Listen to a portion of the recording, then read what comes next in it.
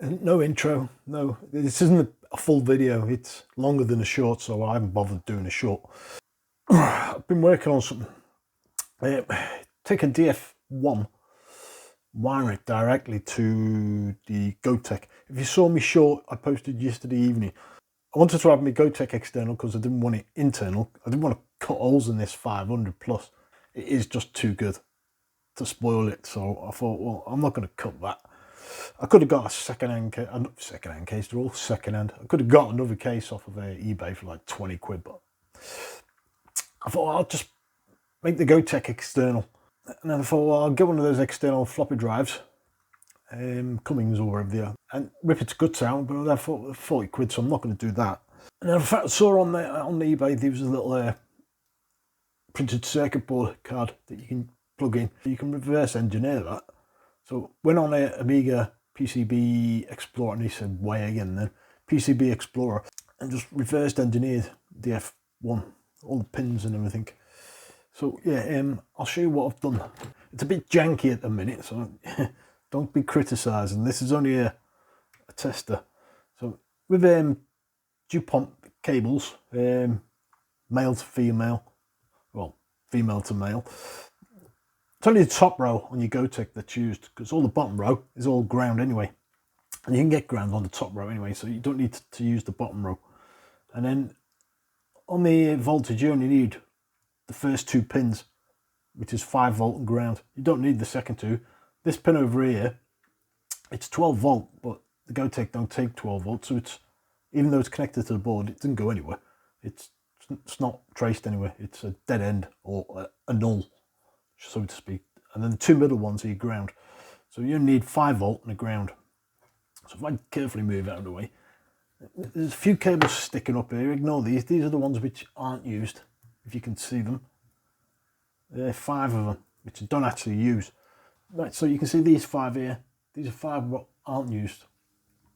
I took off a spare 500 board, 500 plus board, the RGB socket. And then I've wired it, each one to what I need. This one here is like a 5 volt line, which is pin 12 over here.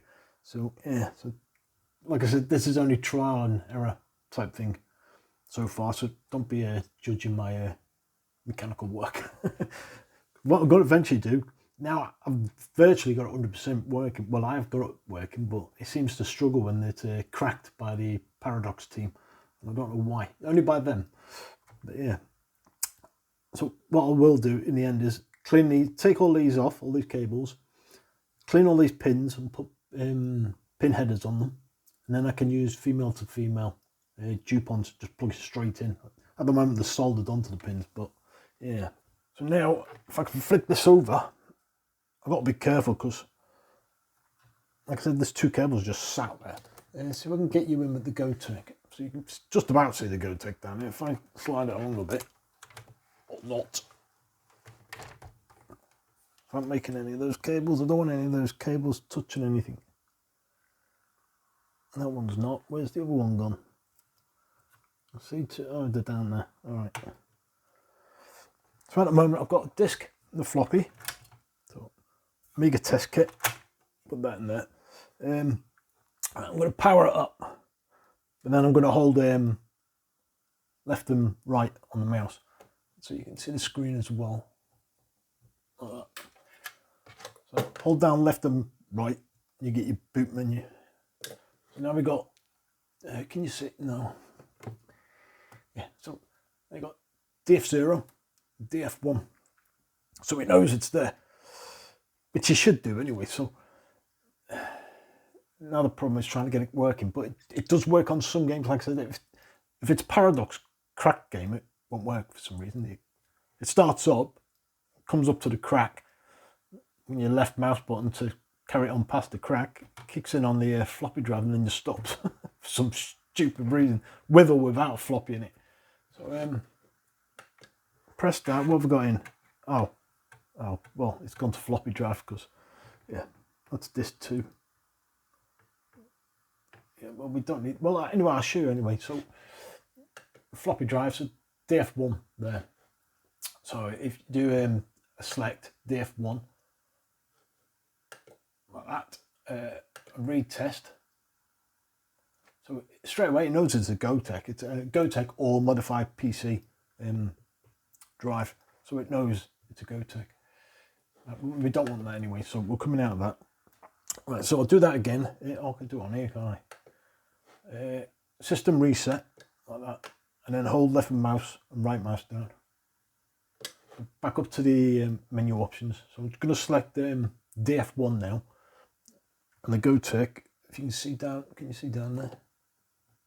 Well, just watch this light, and it'll fire up like that. So now, can you hear the floppy drive?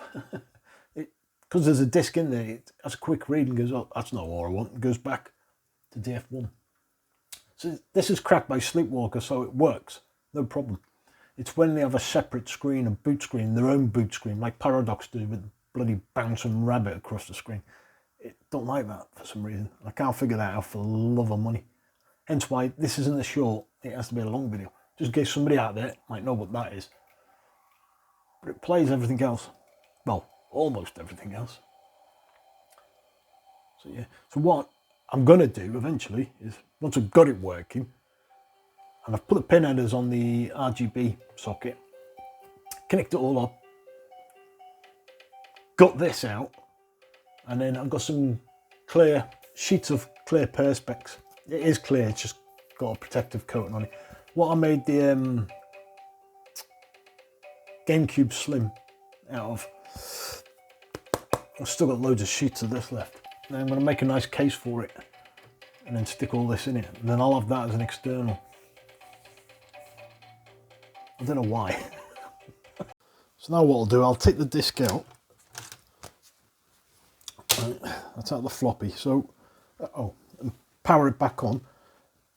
And because there's no disc in the floppy, it should go to DF1 automatically. So you don't need to do the boot select, holding the left and right mouse down. So there you go.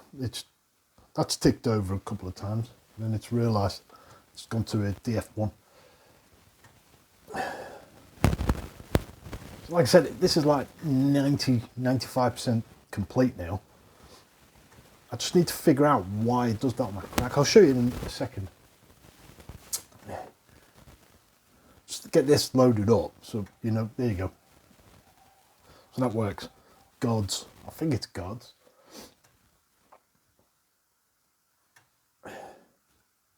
Oh, give it a reboot. Because I was active on it and it doesn't think anything's there. So there we go. So now when I press start, oh, this one isn't Paradox, is it? No, this one's not Paradox. That. Then nothing.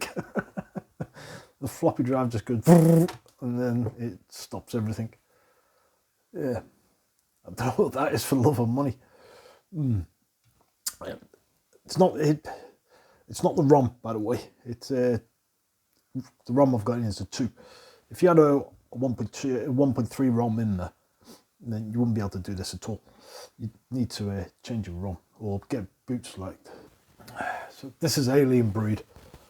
Well, we'll give it a boot. I think this is Alien Breed, yeah.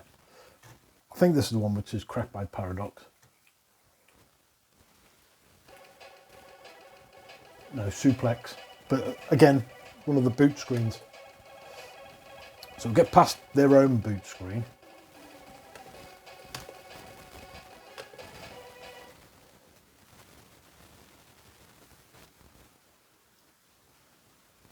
And nothing.